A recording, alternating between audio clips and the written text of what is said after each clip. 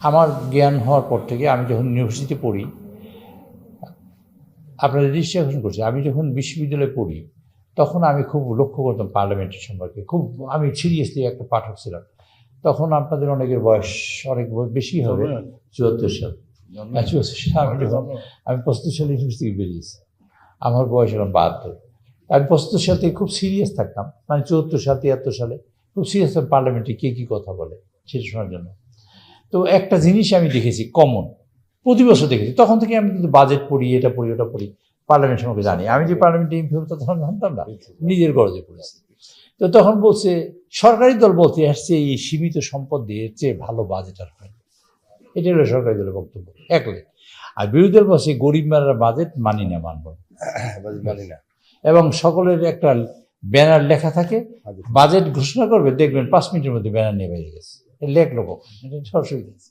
এই সমস্যা থাকে। আপনাদের একটা কথা বলি, আমরা যে ইকোনমিটা ইনহেরিট করেছি, 30 লক্ষ কোটি টাকার ঘাটতি নিয়ে এই সরকার রওনা দিয়েছে। এই সরকার কাঁধে 30 লক্ষ টাকার ঘাটতি বাজেট নিয়ে রওনা দেওয়ার পরেও আপনারা কি ফিল করেন যে এরকম একটা অভাব, হাহাকার সেইখান থেকে বের করে এড়িয়ে আসতে পেরেছে এই সরকারের সাফল্যতা।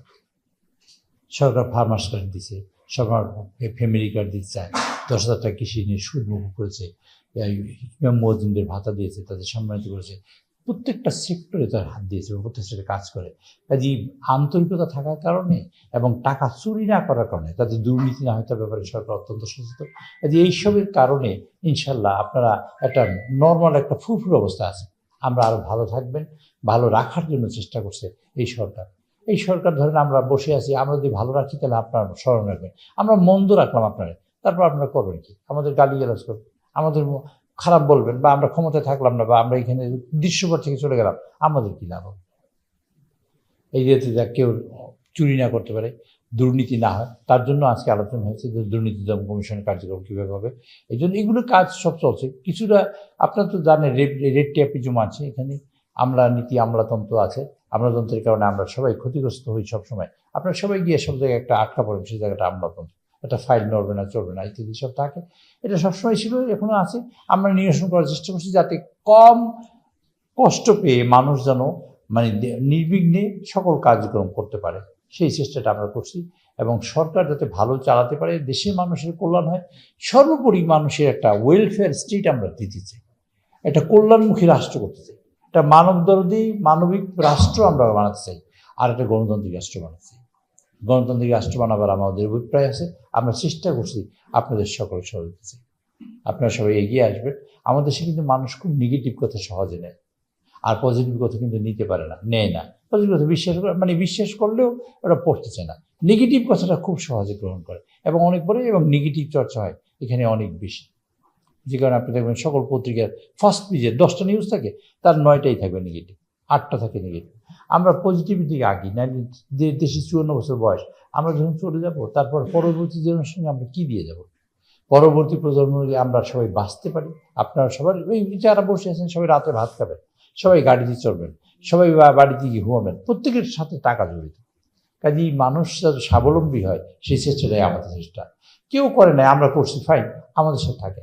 আমরা যখন করবো না তখন থাকেন না, তখন আপনার সমস্যা করেন। স্রেফ চুরি নিয়ে আমরা বসছি। তো 3 লক্ষ টাকার ঘাটতি মানে সব জায়গায় অসুবিধা। কোন জায়গায় সুবিধা ছিল? এই গভর্নমেন্ট বসার সময় সুবিধা ছিল কোথায়? কোথাও সুবিধা ছিল না। আপনি সব জায়গায় যেখানে হাত দেবেন, আপনাকে শুধু আমি এই ব্যাপারে প্রশ্ন নেব না, খালি আপনাকে একটা উদাহরণ দিয়ে আমি শেষ করতে চাই আপনার কথা। আপনি ব্যাংকে গেলে 1 লক্ষ টাকা পান, আর পান না কেন? না, আমাদের চিফ অফিসার যেটা বললেন একটু এক্সপ্লেনে হেল্প করি। পিরোজপুর ওনার পাশের জেলা। না, এই বলতেছি, আমি কথা শেষ করতে পারি না।